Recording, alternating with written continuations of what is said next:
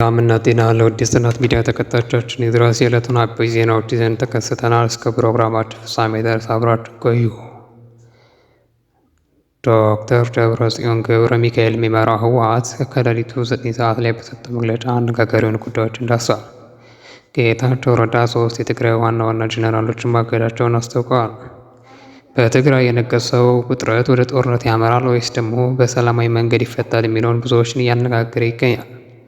እነዚህን አበይት ሌሎች ተጨማሪዎች መረጃዎችን ታገኛላችሁ። እስከ ፕሮግራማችን ፍጻሜ ድረስ አብራችሁን ቆዩ።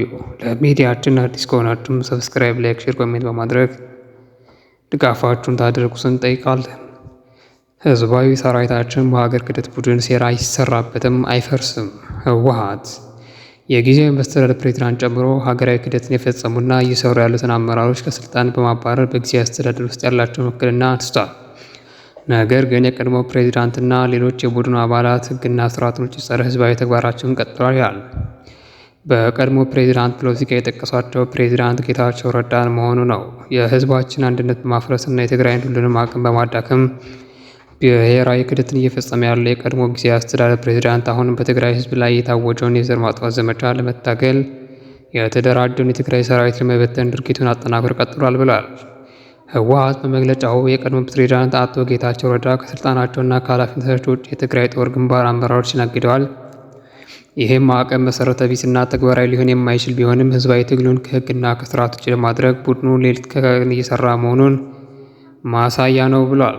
ህወሓት ይህ የሰራዊት ሰንሰለት በአስቸኳይ መቋረጥ የለበትም፣ ተገላጭነትን ለመጨመርና የትግራይን ህዝብ ሉዓላዊነትና ደህንነት አደጋ ላይ የሚጥል ሌላ ክህደት ነው ብሎታል።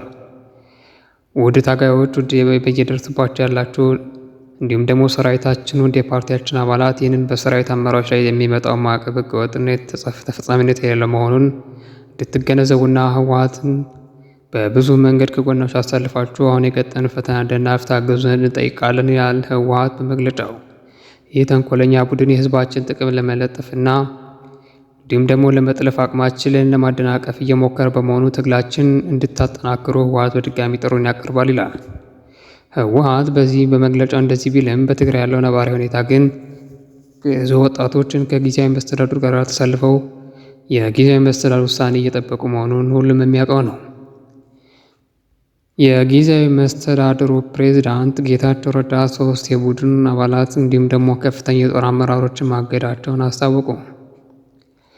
ህዝባዊ ሰራዊታችን በሀገር ክህደት ቡድን ሴራ አይፈርስም ብለው መግለጫ የሰጡት ህወሓቶችን ያስደነገጠው ይህ በጊዜያዊ መስተዳድሩ በአቶ ጌታቸው ረዳ የተወሰነውና በፊርማቸው የወጣው ደብዳቤ ሜጀር ጀነራል ዮሐንስ ወልደ ጊዮርጊስ፣ ጆን መድድ፣ ሜጀር ጀነራል ማዕሾ በየነና ብርጋዴር ጀነራል ምግቢ ኃይሌ ናቸው። እነዚህ 3 ጽንፈኛ ከወጣቶችን በደም ውስጥና ወጣቱን የትግራይ ህዝብ ወደ ጦርነት ለማጋመድ ቀን ከሌሊት እየሰሩ ያሉ እነዚህ ሰዎች የትግራይ ጊዜያዊ መስተዳድር አቶ ጌታቸው ረዳ ለ3ቱም ከፍተኛ አመራሮችን ለሚሉ ሰዎች ደብዳቤ የእግድ ደብዳቤ ጽፈዋል። ፕሬዝዳንት አቶ ጌታቸው ረዳ ዛሬ መጋቢት 1 2017 ዓ.ም የጻፉት ጊዜያዊ የእግድ ደብዳቤ ከመንግስት ውሳኔ ውጭ መላ ህዝባችን ወጣቱን ወደ ግርግርና ወደ አላስፈላጊ የጸጥታ ኃይላችን ወደ እርስ በርስ ግጭት ብሎም ህዝባችን ወደማይመጥንበት አዘቅት የሚያስገባ አደገኛ እንቅስቃሴ አልቆምም። ስለሆነም እርሶም ስርዓት ባለው አካሄድ መግባባት እስኪደርስ ድረስ ከመጋቢት 1 2017 ዓ.ም ጀምሮ ላልተወሰነ ጊዜ ከአዛዥነቱ የታገዱ መሆኑን አስታውቃለሁ ይላል ለእያንዳንዳቸው የደረሳቸው የእግድ ደብዳቤ። በትግራይ ክልል በአመራሮች መካከል የተፈጠረው ልዩነት እንዲፈታ ብዙ ጥረት ቢደረግም ምንም መፍትሄ ሳይገኝለት ተባብሶ የቀጠለ ሲሆን ነዋሪዎችን ሁኔታ ላይ ስጋት ላይ ጥሏል። በትግራይ ያለው አሁን ነባራዊ ሁኔታ ሁሉንም ግራ ያጋባና ትግራይን እርስ በርስ ጦርነት ውስጥ ለመክተት ሁሉም በያለው አቅም እየተንቀሳቀሰ መሆኑን ሁሉም የሚያውቀው ሀቅ ነው። በኤርትራና በኢትዮጵያ መካከል የሚካሄደው አዲስ ጦርነት በቀይ ባህርና በአፍሪካ ቀንድ አካባቢ ደህንነት ላይ ከፍተኛ መዘዝ እንደሚኖረው ጀነራል ጻድቃን ገብረትንሳኤ ተናገሩ። ጀነራል ጻድቃን ገብረትንሳኤ ያተኮሩት በአፍሪካ ቀንድ ወቅታዊ ፖለቲካዊና የትግራይ ዕጣ ፈንታ ላይ ነው። ጦርነት ቢነሳ የትግራይ እንደገና ወደ ጦርነት ሜዳ ትመለሳለች የሚል ስጋት አድሮባቸዋል። አዲስ ጦርነት የሀገሮችን ካርታ ይቀይራልም ብለዋል። በህዳር 2 የፕሪቶሪያ የሰላም ስምምነት ከተፈረመ በኋላ በኢትዮጵያና በኤርትራ መንግስት መካከል ያለው ወዳጅነት ቀስ በቀስ እያሽቆለቆለ መምጣቱን በማንኛውም ጊዜ ጦርነት በኢትዮጵያና በኤርትራ መካከል ሊፈጠር ይችላል ብሏል። በትግራይ ጦርነት ወቅት ከፌዴራል መንግስት ጎን በመሆን ግፍ የፈጸመው የኤርትራ መንግስት በህወሓት ውስጥ ያለውን የፖለቲካ ልዩነት ይጠቀምበት ነው ብሏል። ጦርነቱ አጭርና መራራ ጊዜ እንዳይወስድ ቢናገሩም በሁለት ሀገራት መካከል ያለው ጦርነት ረጅም ጊዜ ሊወስድ ይችላል ብለዋል። በአፍሪካ ቀንድ አካባቢ ጠንካራና አስከፊ መዘዝም ይኖረዋል ብለዋል። ጀነራል ጻድቃን ገብረትንሳኤ የቀረበው የጦር ሜዳ ካለቀ በኋላ የሀገሮች ጂኦግራፊ አይቀጥልም ብለዋል። በጦርነት ወር የተዳከመችው ሁለቱ ሀገራት ህዝቦች ከቅርብ ጊዜ ወዲህ በጦርነት ንግግሮችና ጭፈራዎች ስጋት ፈጥሮባቸዋል። በተለይ በዶክተር ደብረጽዮን ገብረ ሚካኤል የሚመራውን አንጃ ይዘው ተፊ እንቅስቃሴዎችን እያደረጉ ያሉ ሻዕቢያዎች አሁንም ቢሆን ጦርነት እንደማያርፉ በብዙ መንገድ እያሳዩ መሆኑንም ተናግረዋል። ሳልሳይ ወያኔ ከአንድ የህወሓት አንጃ ትስስር ያላቸው የትግራይ ኃይሎች አዛዦች ህጋዊነት የሌለው አስቸኳይ ወታደራዊ ህግ በማውጣት ህዝብን እያሸበሩ ነው በማለት ከሷል። ፓርቲው የጸጥታ ኃይሎች አዛዦች የቀኑን ወታደራዊ መኮንኖች ህጉን በተቃወሙ ወጣቶች ላይ ጭካኔ የተሞላበት የአፈና ድርጊት እየፈጸሙ ይገኛሉ በማለት አውግዟል።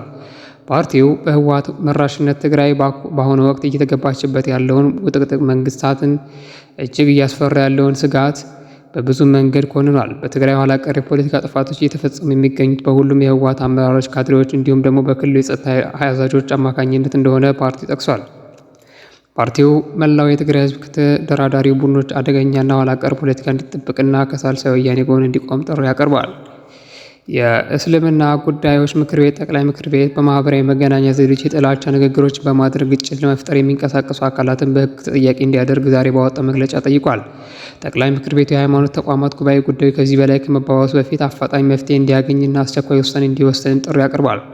ሰሞኑን በአንድ ግለሰብ አማካኝነት በማህበራዊ መገናኛ ዘዴዎች የተነገረው የጥላቻ ንግግር ከጀርባው የአጀንዳ የሀሳብ ተናጋሪዎች አሉት ያለው ጠቅላይ ምክር ቤቱ ክስተቱ ህዝባዊ ቁጣ ከመቀስቀሱ በፊት የሀገርና የህዝብ ጉዳይ ያገባናል የሚሉ አካላት ድርጊቱ እንዲያወግዙና እንዲሁም ደግሞ እንዲያስወግዙም ምክር ቤቱን ጠይቋል።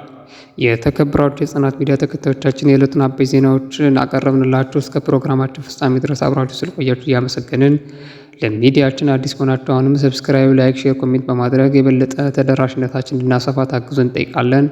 ቸር ያሰማን።